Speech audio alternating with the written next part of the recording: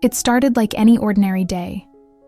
I was sitting in our cozy living room scrolling aimlessly through my phone.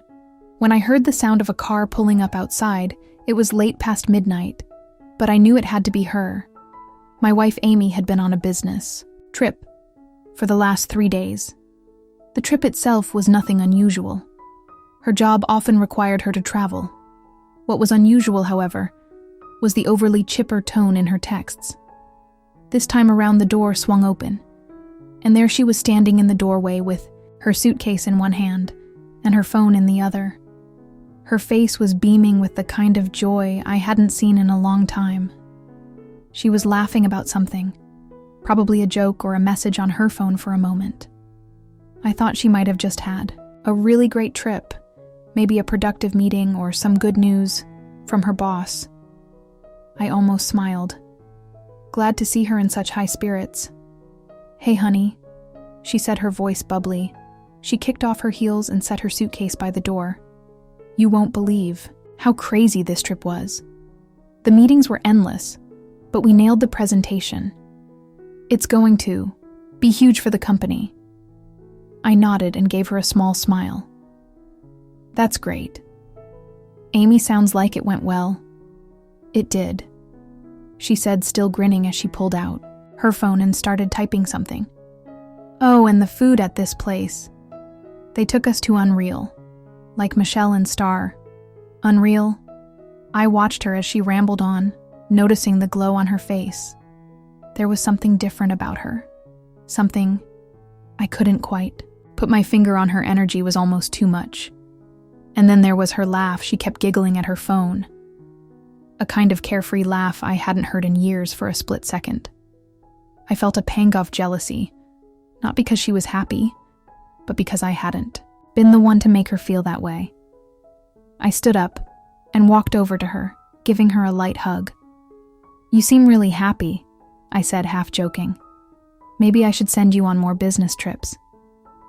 She laughed again, but it sounded nervous this time. "Yeah, maybe," she said, pulling away to grab her suitcase. "I'm just going to unpack really quick."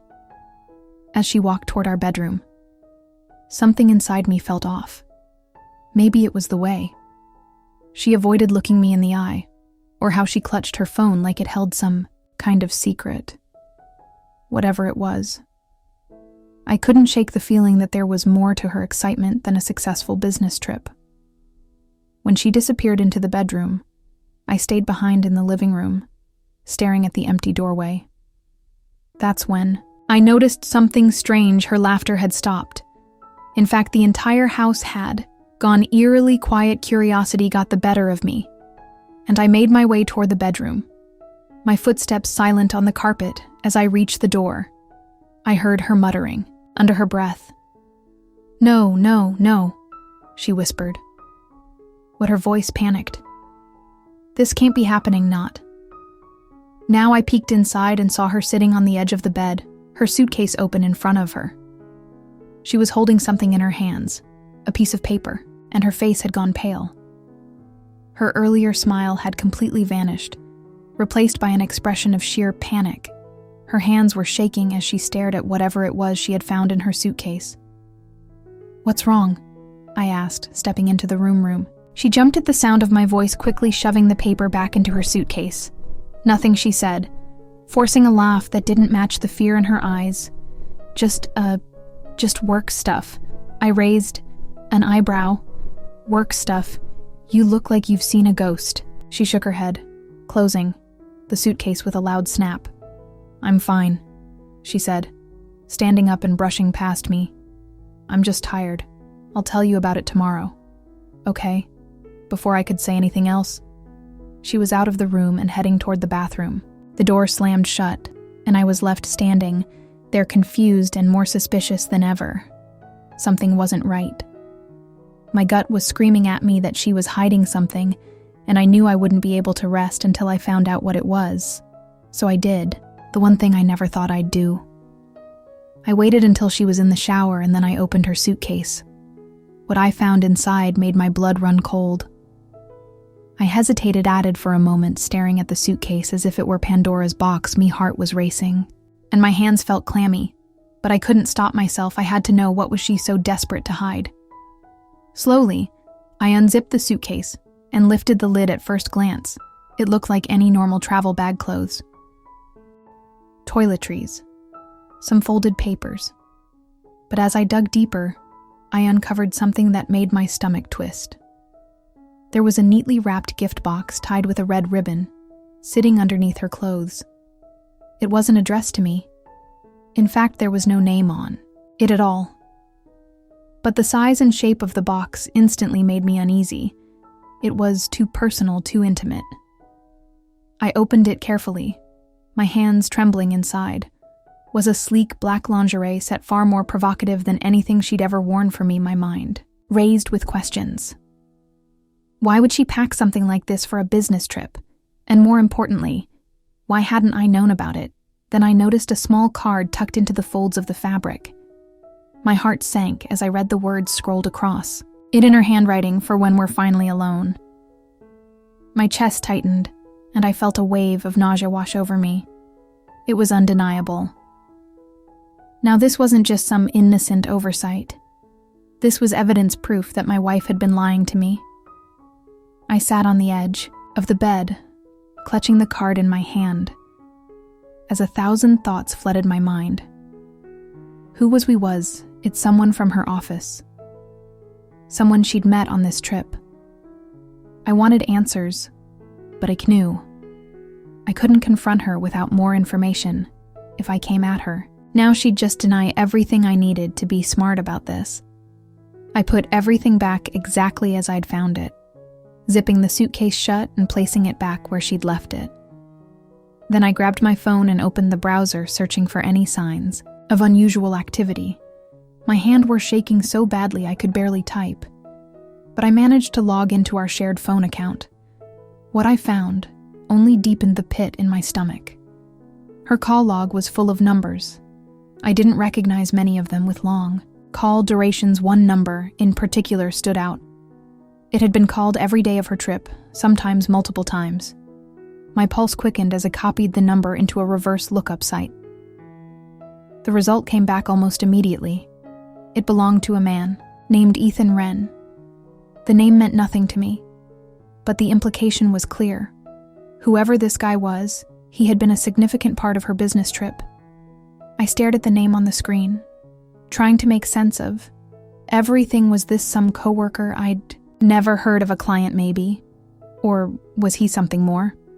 I didn't want to jump to conclusions, but the evidence was piling up fast, and none of it looked good. I heard the bathroom door open, and I quickly locked my phone and shoved it into my pocket. Amy stepped into the bedroom, her hair damp, and her face scrubbed clean of makeup. She looked at me with a strange mix of guilt and caution, as if she could sense that I knew something was wrong. "You okay?" she asked, her voice a little too casual. "You look pale." I forced a smile. "Yeah, I'm fine. Just tired." She nodded, but her eyes lingered on me for a moment longer than necessary. Then she climbed into bed and pulled the covers up to her chin, closing her eyes as if nothing had happened. I lay down beside her, staring at the ceiling, my mind racing with possibilities that night. I didn't sleep awake. I couldn't every time I closed my eyes. I saw the card, the lingerie, and that name, Ethan Reynolds. I knew I had to dig deeper, but I also knew I couldn't let her know I was onto her. Not yet. As the first light of dawn filtered through the curtains, I made a decision. I was going to find out the truth, no matter how painful it might be. I grabbed my phone and started making plans if she thought she could keep this secret from me. She was in for a rude awakening. The next morning, I decided to play it cool. I couldn't risk tipping her off. Not until I had all the pieces of the puzzle. Amy woke up as if nothing had happened, humming a tune as she made coffee. In the kitchen watching her, you'd think she didn't have a single worry in the world. But I couldn't unsee the panic on her face from the night before. It haunted me over breakfast. I tried to get her talking, so any exciting stories from the trip? Asked casually, sipping my coffee. She froze for just a fraction of a second before flashing me her usual smile. "Not really," she said, shrugging. "It was mostly just work stuff. Meetings, presentations, the usual nothing fun. I nodded, pretending to believe. Her must have been exhausting. It was, she said, glancing at her phone. But it was worth it. The client loved our pitch, and we might even close the deal next week.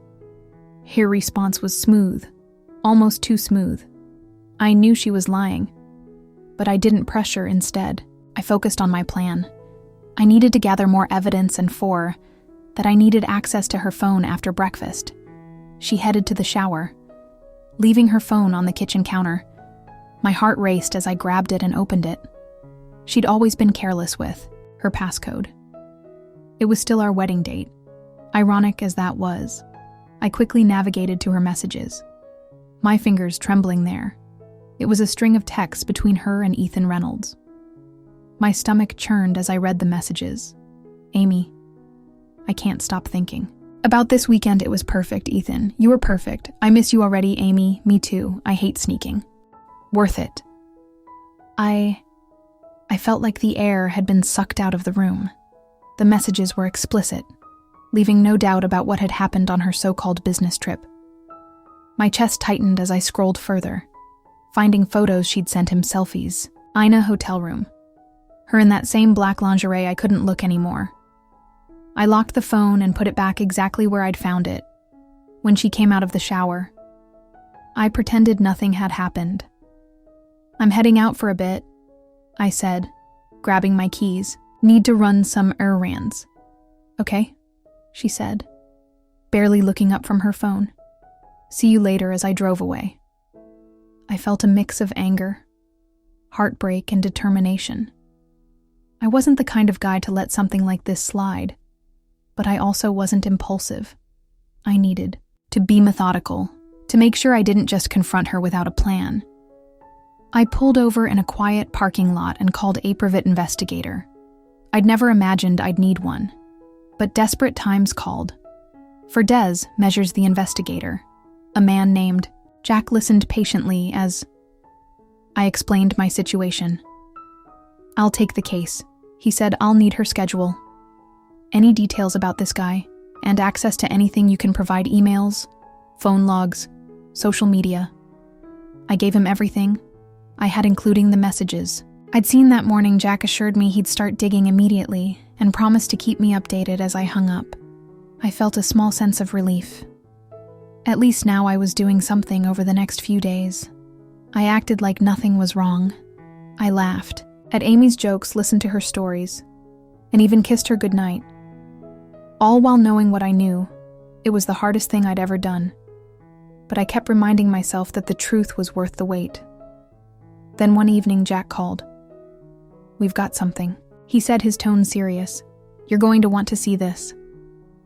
The phone call from Jack had left me on edge. He didn't go into detail, just said he had something I needed to see and insisted we meet in person that night. As Amy sat on the couch scrolling through her phone, I couldn't help but glance at her, wondering how she could sit there so calmly while keeping such a huge betrayal hidden. Every smile, every casual remark from her felt like another twist of the knife. But I played my part. I pretended everything was fine, even though the storm brewing inside me was getting harder to contain. The next morning, I made up an excuse about a last-minute work meeting and headed out to meet Jack at a small diner on the edge of town. He was already there. When I arrived, a manila folder sitting on the table in front of him, my heart was pounding as I slid into the booth across from him. You're not going to like this, Jack said. His voice low and serious. He pushed the folder toward me, his expression grim. But you need to see it. With trembling hands, I opened the folder. The first thing I saw was a series of photos, grainy but clear enough to make out the faces. There was Amy laughing and leaning into a man I recognize. Immediately is Ethan Reynolds. They were sitting together at what looked like a hotel bar, their body language unmistakably intimate. One photo showed Ethan with his hand on her thigh. Another showed them holding hands as they walked into the hotel elevator. My stomach churned, but the worst was yet to come. Jack pointed to a USB drive tucked inside the folder. There's more on here, he said, surveillance footage from the hotel. It confirms everything. I couldn't bring myself to watch it there, in the middle of the diner. Just seeing the photos was enough to make my blood boil. How long has this been going on? I asked, my voice barely above a whisper from what I've gathered. At least a few months. Jack said they've been meeting up whenever she travels for work. This wasn't a one-time thing. I felt like the floor had been ripped out from under me months. She'd been lying to me for months, sneaking around with this guy while I stayed home trusting her, loving her. The betrayal was overwhelming, but I forced myself to stay calm. I needed to think clearly. What else did you find? I asked. Jack hesitated. There's one more thing, he said, pulling out a printed document from the folder. It's a booking confirmation for a weekend getaway. She and Ethan have another trip planned in 2 weeks. Looks like they're heading to a resort in Miami. My hands clenched into fists as I read at the paper. She wasn't even trying to stop. She was already planning her next rendezvous. The audacity of it made my blood boil, but I swallowed my anger. If I was going to confront her, I needed to do it on my terms. I needed to make sure there was no way she could wriggle out of this. Thank you, Jack, I said, my voice steady, despite the storm raging inside me. You've done more than enough, he nodded, giving me a look of sympathy. If you need anything else, just call in for what it's worth. I'm sorry you're going through this. I left the diner with the folder and the USB drive tucked.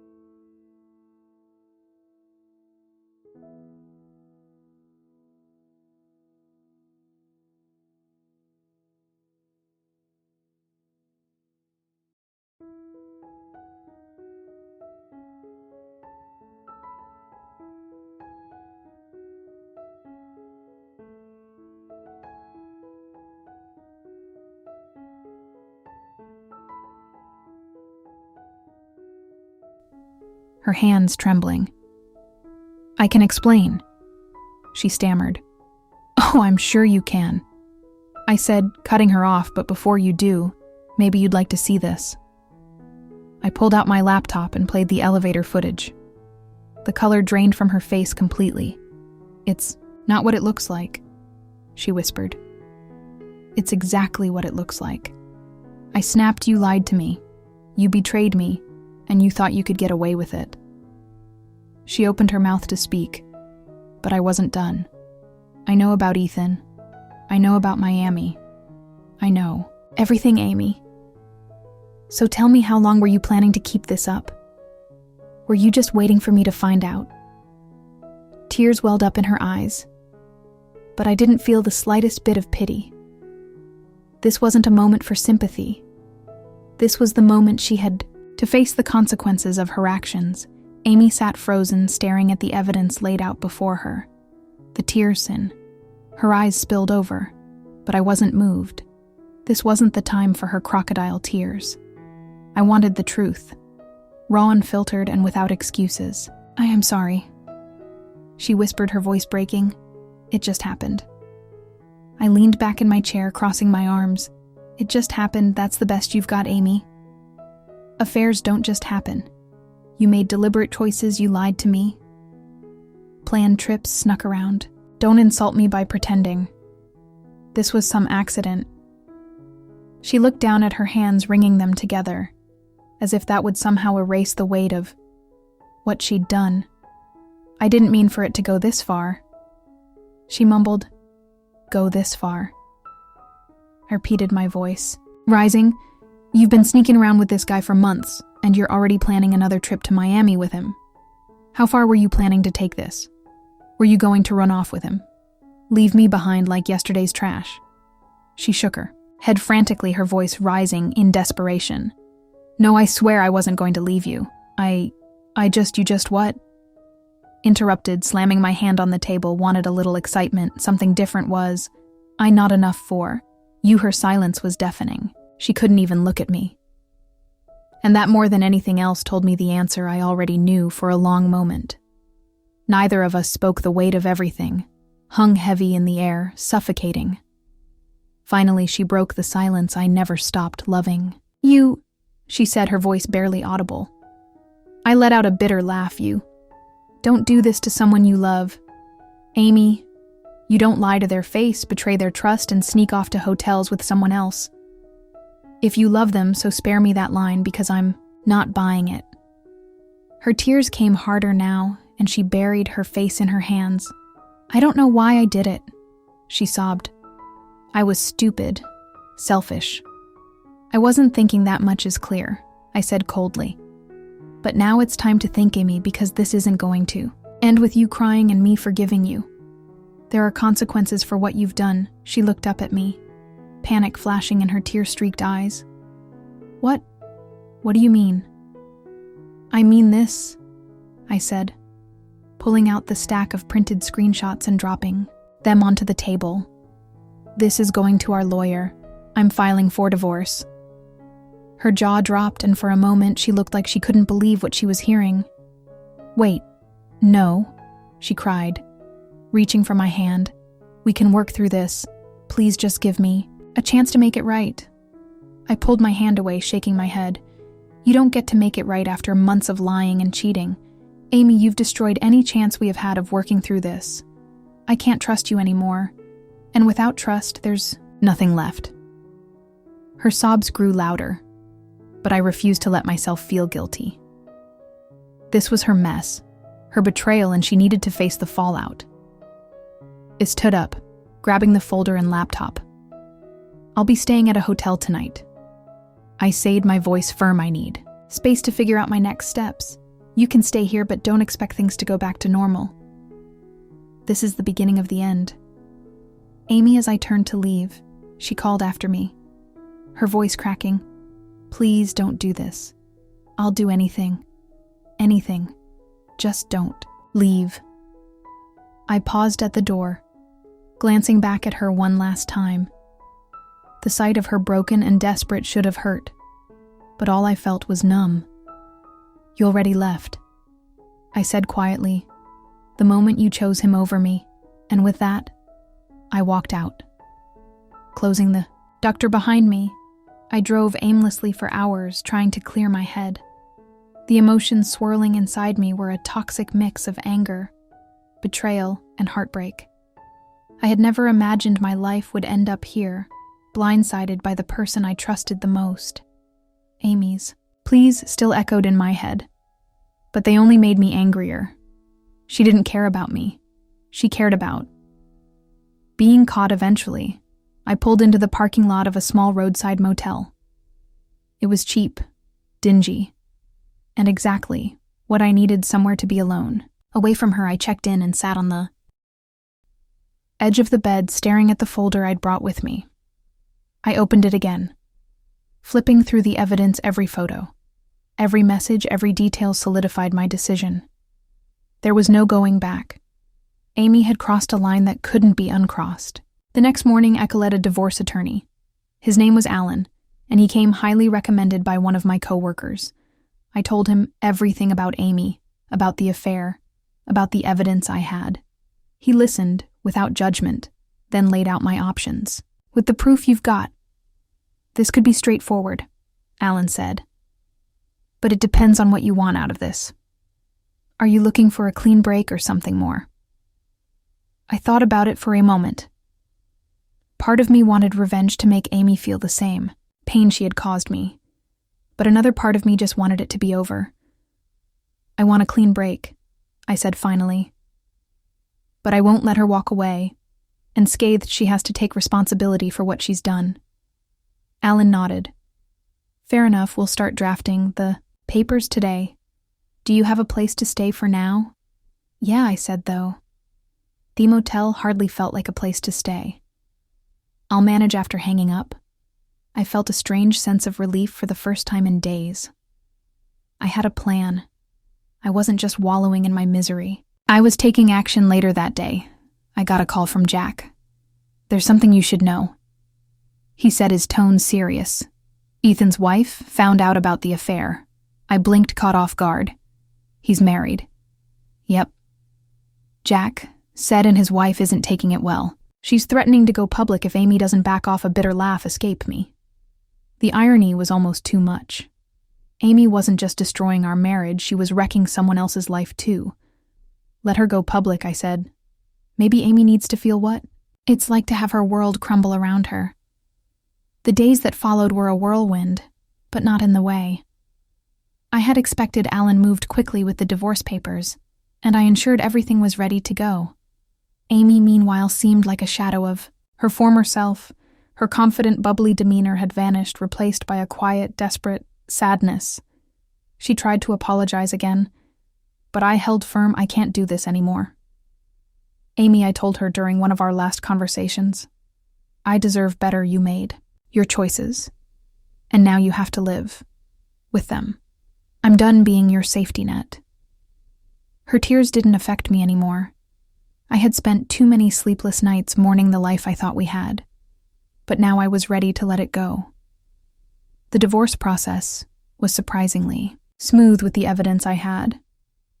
Amy didn't fight me on anything. We split our assets fairly, and I walked away with the house. Ethan's wife, as it turned out, did go public with the affair, and the fallout was brutal for both Amy and Ethan. But that wasn't my concern anymore. What surprised me the most, though, was how freeing it felt to let go of the anger and betrayal. I realized I had spent years in a relationship that wasn't as solid as thought. Losing Amy wasn't the end of the world. It was a new beginning. I threw myself into rebuilding my life. I reconnected with old friends, picked up hobbies I had long neglected, and started focusing on my own happiness for the first time in years. It wasn't easy. There were still moments when the pain crept back in, but those moments grew fewer and farther between one evening. A few months later, I found myself at a coffee shop reading a book and enjoying the quiet. That's when I met someone, Rachel. She was sitting at the table next to mine, struggling to balance. Her coffee cup and laptop need a hand. I asked, smiling. She laughed, her eyes lighting up. Thanks.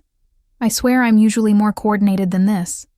We started talking, and before I knew it, hours had passed.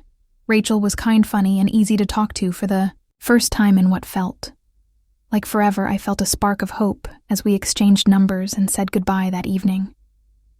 I realized something. I wasn't broken anymore. Amy's betrayal had hurt. Yes, but it hadn't destroyed me. I was stronger now, more confident in who I was and what I wanted out of life. Moving on didn't mean forgetting what had happened.